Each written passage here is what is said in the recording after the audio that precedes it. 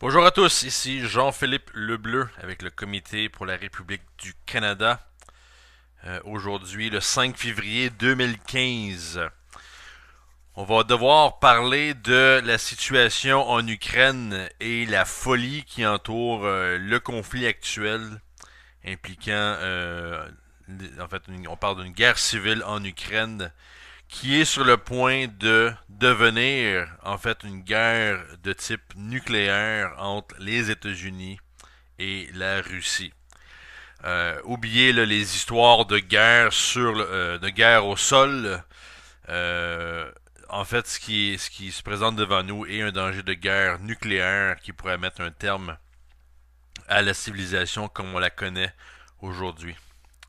Donc, bonjour à tous ceux qui nous écoutent en Haïti, au Canada, Canada français particulièrement.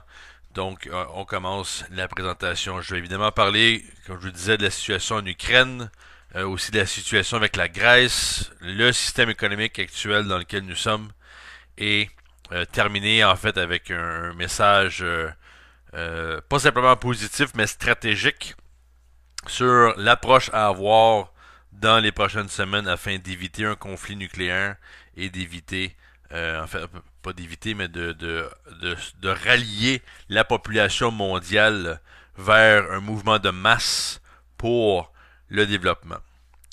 Donc, en fait, les premières actes, les premières annonces sur lesquelles il faut se concentrer, c'est en fait deux annonces en provenance de l'Angleterre et des États-Unis, plus particulièrement du gouvernement américain et du magazine The Economist, un magazine évidemment qui représente les intérêts du monde de la City de Londres et de Wall Street.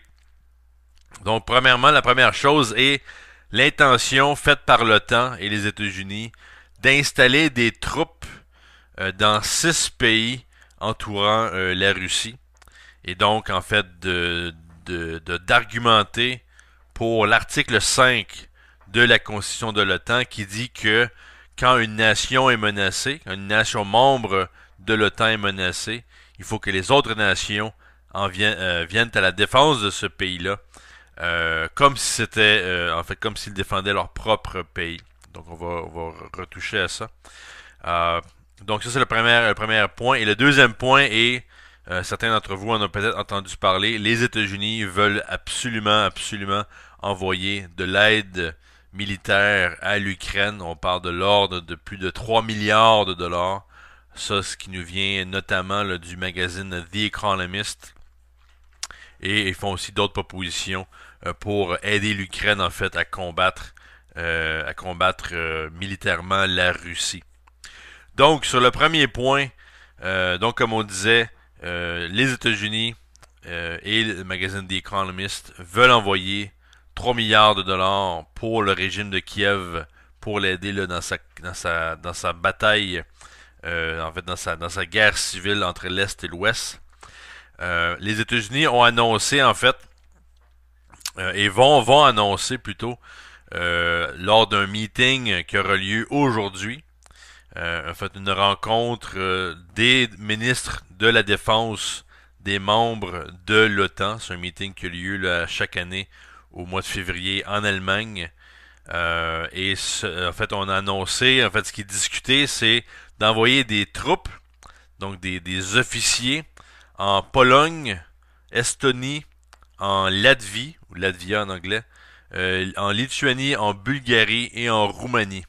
Donc chacun en fait euh, envoie, on parle de 40 officiers dans chaque pays, qui va permettre justement là, non simplement en fait, qui va permettre en fait de faire un entraînement, d'entraîner les troupes là-bas afin de coordonner un potentiel déploiement rapide des forces de l'OTAN, évidemment dans la situation où en fait la situation en Ukraine deviendrait là, tout à fait hors de contrôle, ce qui est en fait déjà le cas parce que l'armée ukrainienne maintenant est en fait en pleine désintégration. On parle non seulement de manque d'argent évidemment, mais selon un rapport du magazine Russia Today, les forces ukrainiennes en fait auraient été décimées On parle de plus de 1100 décès dans les 2 dernières semaines avec le conflit qui a lieu là-bas. Et évidemment, c'est insoutenable. Et même que la plupart des jeunes Ukrainiens qui sont en âge de participer au conflit, qui sont en âge d'être en fait recrutés de force pour se joindre à l'armée, sont en train de quitter le pays. Et on parle par exemple en Roumanie, où tous les hôtels sur la frontière avec l'Ukraine sont vraiment remplis de ce qu'on appelle des draft dodgers en anglais, donc ceux qui ne veulent pas participer au conflit militaire, n'y voyant évidemment aucune chance de succès. 1100 décès en 2 semaines, c'est énorme, et les gens ne veulent pas prendre parti dans ce conflit-là. Donc, comme on le disait, le meeting à Munich sur la sécurité de l'OTAN, John Kerry des États-Unis, donc le secrétaire d'État John Kerry, sera là-bas et fera avant tout une visite à Kiev, la capitale de l'Ukraine, pour justement renforcer les relations avec le gouvernement actuel ukrainien et les États-Unis. En fait, ce meeting aura lieu en même temps que la publication d'un rapport très polémique, mais très important. C'est un rapport organisé par plusieurs institutions, dont, là je donne les noms en anglais, le Atlantic Council, un autre groupe nommé Brookings, et le Chicago Council on Global Affairs. On produit ce rapport-là qui demande justement à ce que les États-Unis envoient de l'aide au gouvernement, qui est un gouvernement en fait de type néo-nazi en Ukraine. Donc le rapport dit: les États-Unis et l'OTAN doivent chercher à créer une situation dans laquelle le Kremlin considère que son option militaire contre l'Ukraine ou à l'intérieur de l'Ukraine soit considérée comme étant trop coûteuse à poursuivre. Donc des risques et des coûts pour la Russie, en fait, qui empêcherait une offensive majeure dans la région. Et pour ce faire, selon le rapport, il dit cela, pour ce faire, il faut absolument fournir une assistance militaire directe au gouvernement de Kiev. Donc un rapport très clair et un rapport en fait qui va être discuté lors de ce meeting sur la sécurité. Donc heureusement, il n'y a pas simplement des gens qui veulent la guerre maintenant. Cependant, si on regarde si on continue à regarder un peu la situation et les différentes déclarations faites par différents joueurs, notamment l'actuel président ukrainien Petro Poroshenko, qui disait justement dans une entrevue récemment, il disait: je n'ai aucun doute qu'une décision de fournir des armes à l'Ukraine sera approuvée par les États-Unis et par nos autres partenaires. Donc pour lui, c'est clair que l'aide s'en vient. Même chose aussi de l'ambassadeur américain à Kiev, un dénommé Jeffrey Pyatt, qui est qui est un des partenaires là, de l'assistante au secrétaire d'État Victoria Nuland, qui était reconnue là, pour avoir aidé à renverser le gouvernement ukrainien à l'époque, alors que c'était le président Yanukovych qui était là. Donc, l'ambassadeur américain, Jeffrey Pyatt, pour lui, c'est déjà clair. Il a dit dans une présentation, il dit, en parlant des États-Unis, il dit: nous avons déjà acheté les véhicules armés, les lunettes de vision nocturne, les systèmes de radar, les systèmes de radio nécessaires.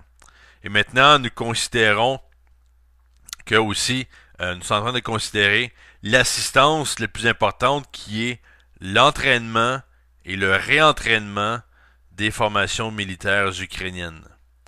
Il dit: nous allons commencer un programme approprié au mois de mars, donc le mois prochain. Donc, M. Pyatt disait ça dans une entrevue rapportée par Interfax Ukraine. Donc, il continue en disant: l'Ukraine ne pourra pas gagner la guerre contre la Russie. Donc l'Ukraine ne pourra pas gagner la guerre contre la Russie simplement en aidant l'armée. Il faut gagner la bataille en fait, il faut gagner la bataille avec notre puissance économique et politique. Il continue et dit: nous sommes très sérieux dans notre aide pour protéger la souveraineté du territoire. C'est ce qui est un peu paradoxal parce que, en fait, on sait maintenant que le gouvernement ukrainien a été renversé avec l'aide des États-Unis il y a de ça environ 2 ans, quand c'était le président Yanukovych. Donc de parler de souveraineté territoriale, c'est très hypocrite. Donc certains de vous se rappellent peut-être de cette fameuse femme Victoria Nuland. En fait, elle avait, dans une discussion avec certains de ses collègues en Ukraine, elle avait dévoilé la stratégie du gouvernement américain qui était de carrément renverser le gouvernement ukrainien à l'époque. Et ce qui s'est passé récemment, c'est qu'en fait, Obama lui-même a avoué avoir, en guillemets, facilité le changement de régime en Ukraine, ce qui est en fait, ce qui équivaut à dire que c'est les États-Unis qui ont renversé le gouvernement. Et en fait, en Russie, il y a eu des réactions à ça, notamment le fameux Sergei Lavrov, qui lui, en fait, disait, voilà, premièrement, il dit: si vous aviez besoin d'une confirmation que les États-Unis ont directement orchestré le coup contre le gouvernement ukrainien, bien là, vous l'avez de la bouche de Barack Obama, qui a parlé de ça justement dans une entrevue à CNN dimanche dernier. Et le deuxième point fait par Sergei Lavrov est que, en fait, la rhétorique dans l'entrevue donnée à CNN démontre que l'intention de Washington est de continuer un appui inconditionnel aux actions de ceux qui sont au pouvoir à Kiev, qui, selon toutes les évidences, ont adopté une politique afin de supprimer les conflits qui se produisent là-bas avec la force. Donc depuis en fait le conflit militaire en Ukraine. Et donc on pourrait passer la journée à énumérer différents commentaires sur la situation, des commentaires qui sont évidemment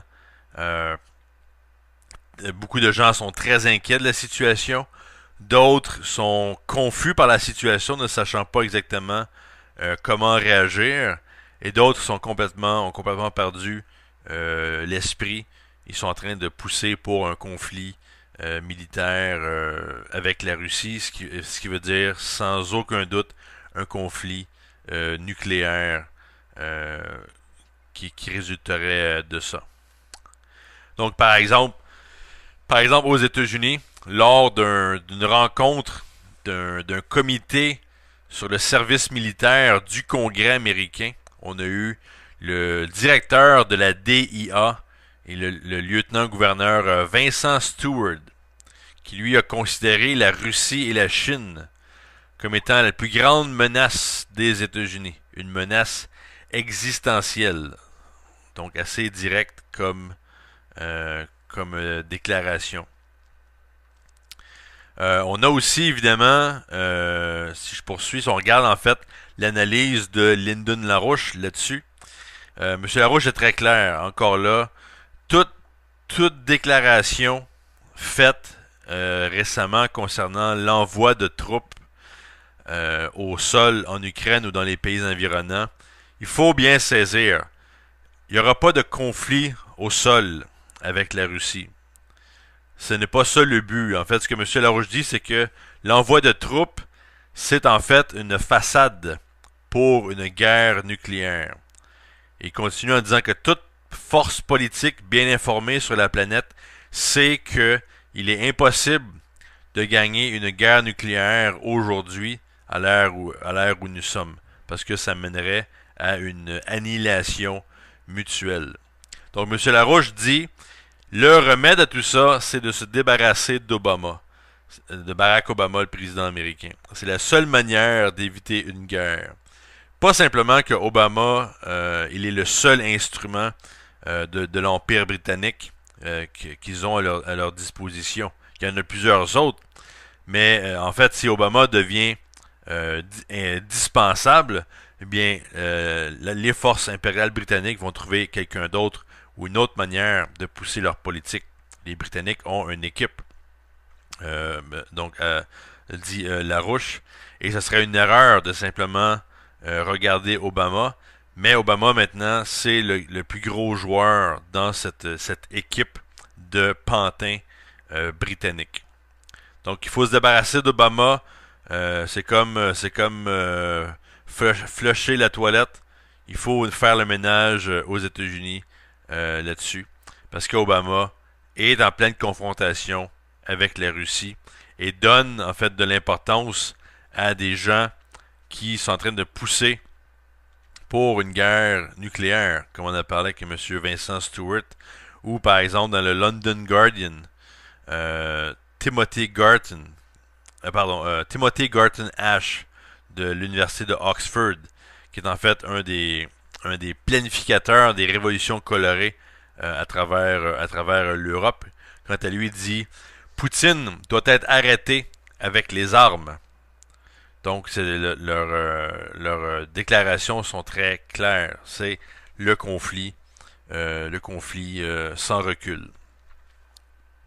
Donc, certaines déclarations, on peut en regarder quelques-unes pour donner un peu un sens. Par exemple, on a un dénommé Nick de Larinaga, qui lui est un éditeur en Europe pour un magazine qui s'appelle le Jane's Defense Weekly à Londres.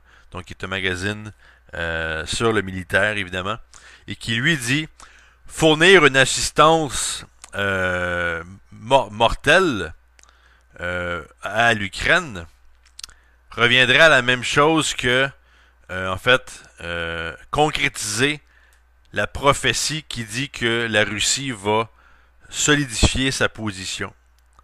Donc, de donner, en fait, des armes à l'Ukraine serait la parfaite excuse pour que les Russes interviennent dans le sol ukrainien. Donc il poursuit en disant il y a un véritable risque maintenant que tout ça se termine avec une guerre avec la Russie. Et il dit en ce qui concerne Poutine, nous sommes déjà dans une guerre économique, une guerre financière. Et donc, on commence à envoyer des armes en Ukraine, on va monter le cran de ce conflit-là de manière encore plus rapide.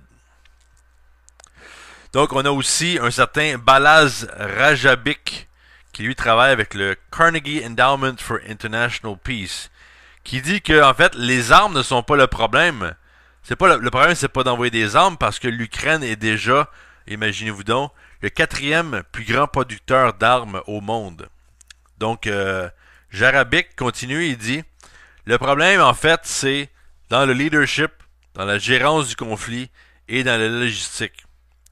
Et voilà pourquoi en fait, l'Occident veut envoyer pas simplement des armes, mais des gens pour entraîner les soldats et des techniciens militaire. Donc il continue, il dit si les forces américaines se déplacent sur le sol ukrainien, même si c'est simplement pour entraîner des gens, ça donnerait la meilleure excuse encore là pour que les Russes interviennent en sol ukrainien de manière directe.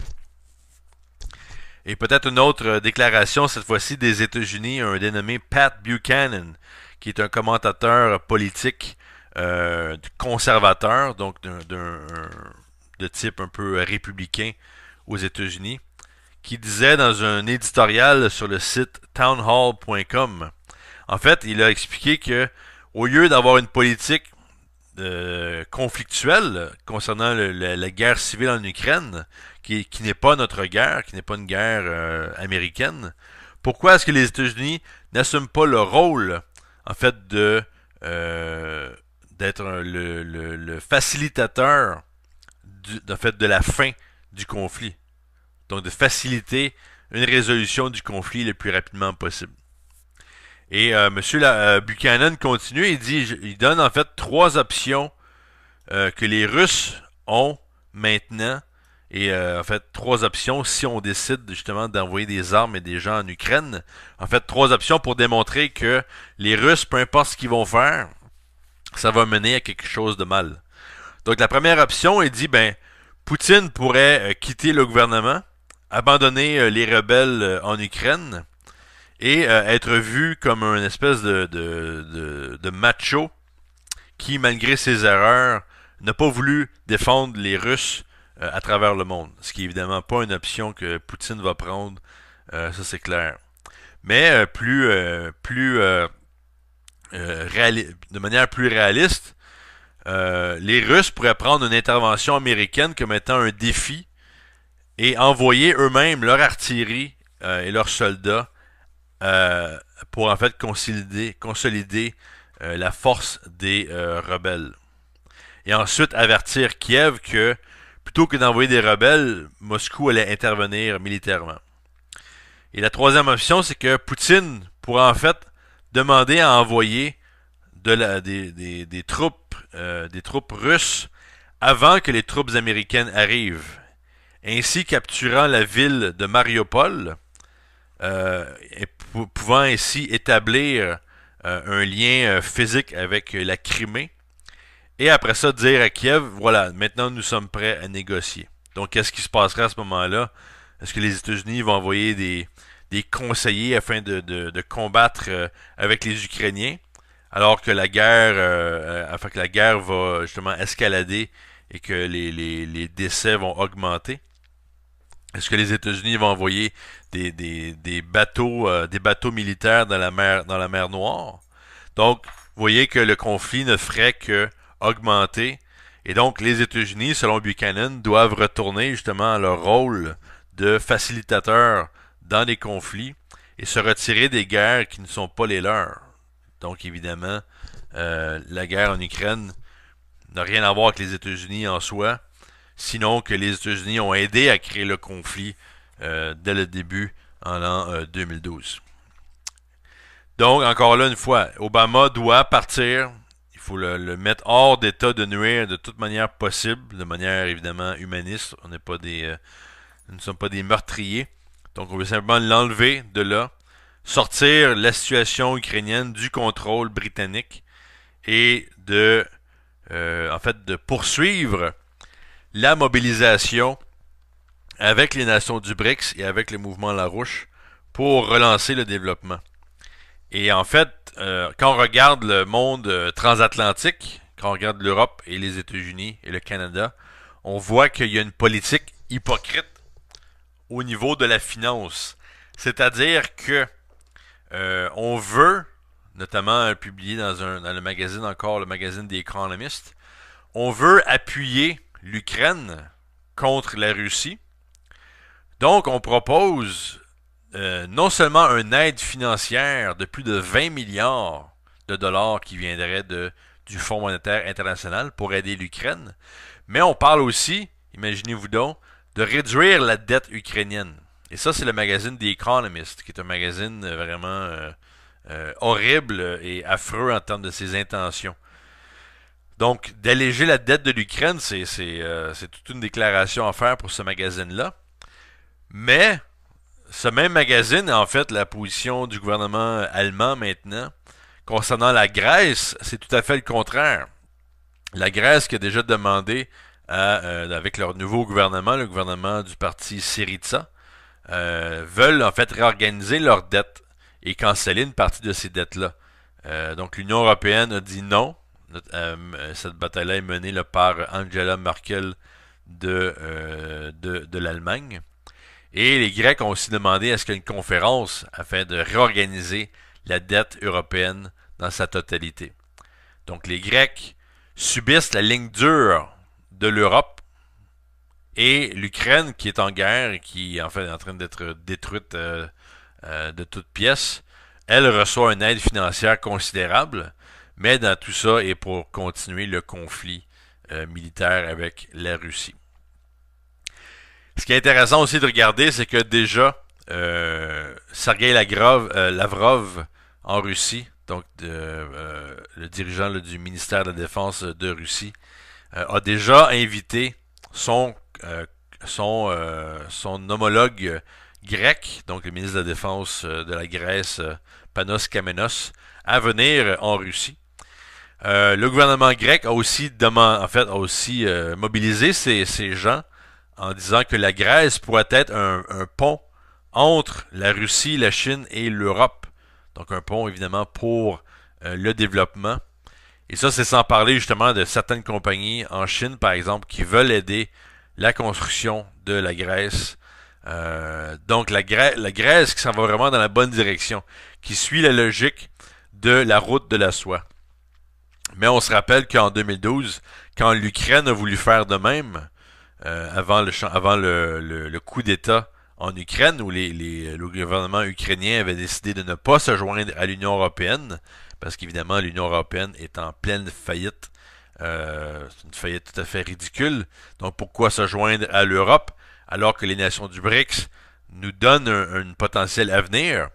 Donc le président Yanukovych à l'époque avait décidé de rompre avec la logique européenne et se joindre à la Russie et la Chine, et on avait eu en fait le coup d'État qui a suivi et la situation actuelle et justement la conséquence de ça. Donc il faut regarder, comme on le disait au début et comme l'a dit récemment Mme Elga Zepp-Larouche, il faut créer un mouvement de masse pour le développement. Parce que quand on parle de développement, en fait, c'est une course contre la montre. C'est une course contre la montre pour éviter la guerre, pour éviter la déstabilisation et faire sûr qu'on a le développement nécessaire pour les prochains 100-200 ans. Et comme le disait dans une conférence qui a eu lieu à Montréal ce samedi, Dennis Speed, donc un membre du Larouche PAC dans la région de New York, qui était ici pour une conférence, où en fait il a démontré que la bataille actuelle et la bataille des dernières décennies et la raison pour laquelle on a des conflits militaires qui semblent pousser un peu partout depuis quelques décennies, c'est en fait à cause de la bataille pour le développement de la fusion nucléaire. Les Chinois maintenant veulent développer la fusion. Les Chinois vont entraîner plus de 2000 scientifiques d'ici les 10 prochaines années pour travailler sur la fusion nucléaire, qui est évidemment la prochaine barrière à franchir pour l'espèce humaine, pour vraiment augmenter sa densité de flux énergétique et augmenter sa force de production de manière en fait incroyable, d'une manière jamais vue. On parle évidemment d'un changement de système scientifique, pas simplement un accroissement du potentiel actuel, mais une transformation totale des capacités humaines sur Terre. Et c'est ça qui en fait très peur au système impérial. C'est ça qui fait peur à la reine d'Angleterre. C'est ça qui fait peur aux gens à Wall Street ou à la City de Londres. C'est de voir cette puissance prométhéenne voir le jour et ainsi renverser de manière pratiquement permanente la logique impériale qui semble toujours s'infiltrer autant en sciences qu'en politique, qu'en art, que dans le monde social en général, et ainsi contrôler la situation.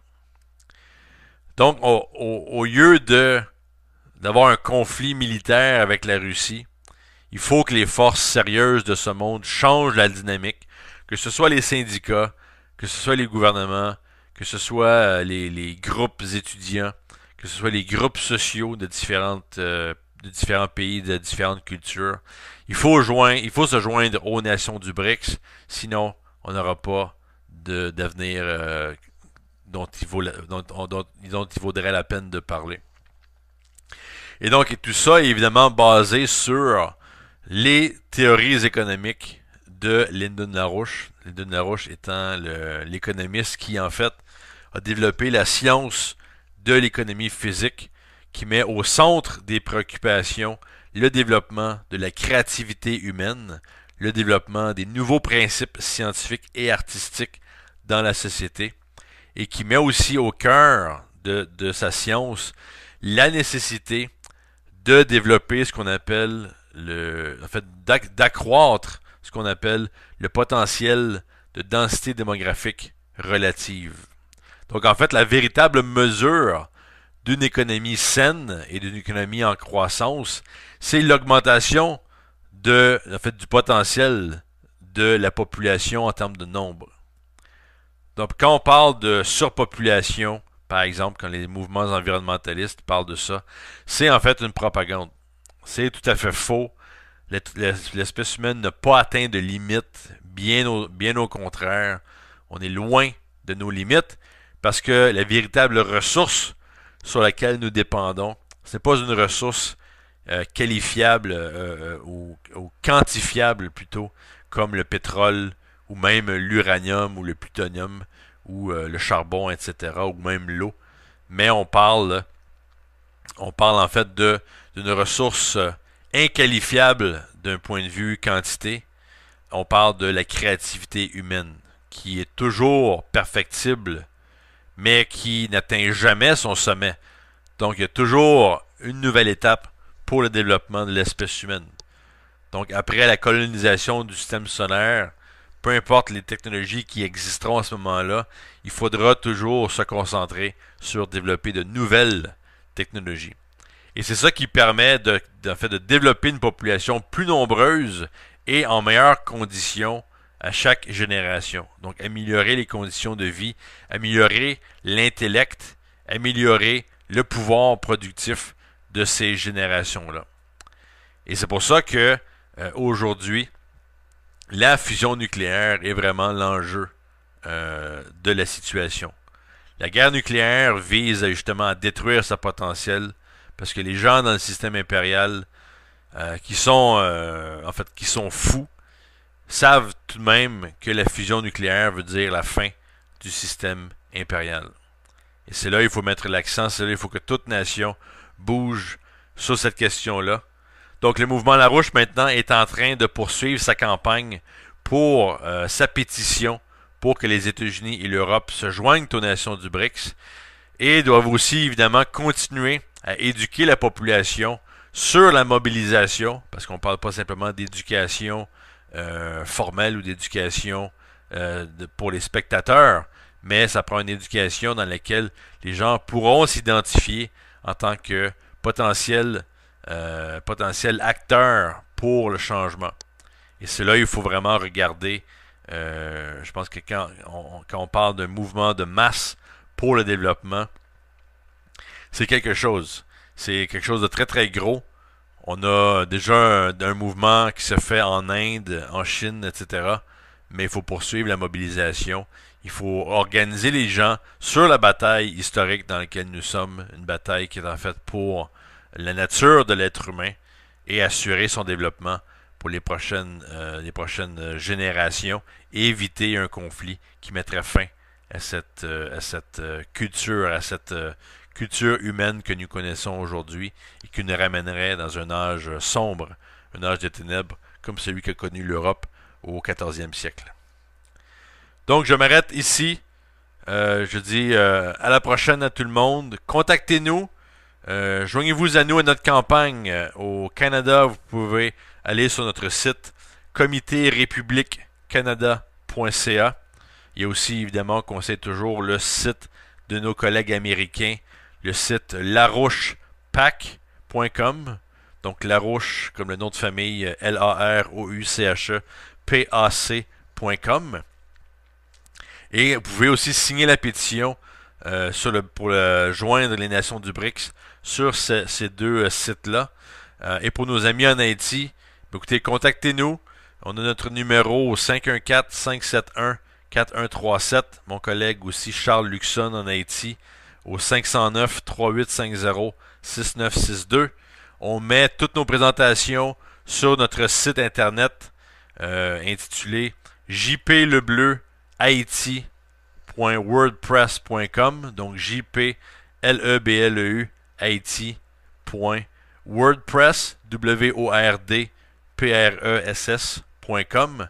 Et nos émissions, nos capsules sont joués sur la radio Natif Natal 89.7 FM à 4 heures du lundi au vendredi.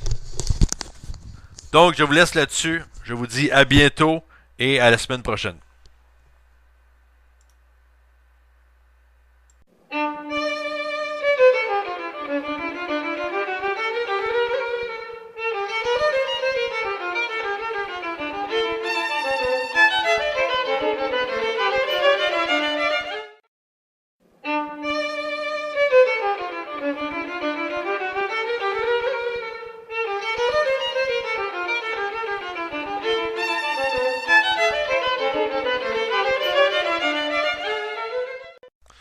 Bonjour à tous, ici Jean-Philippe Lebleu avec le Comité pour la République du Canada. Aujourd'hui, le 5 février 2015, on va devoir parler de la situation en Ukraine et la folie qui entoure le conflit actuel impliquant, on parle d'une guerre civile en Ukraine qui est sur le point de devenir en fait une guerre de type nucléaire entre les États-Unis et la Russie.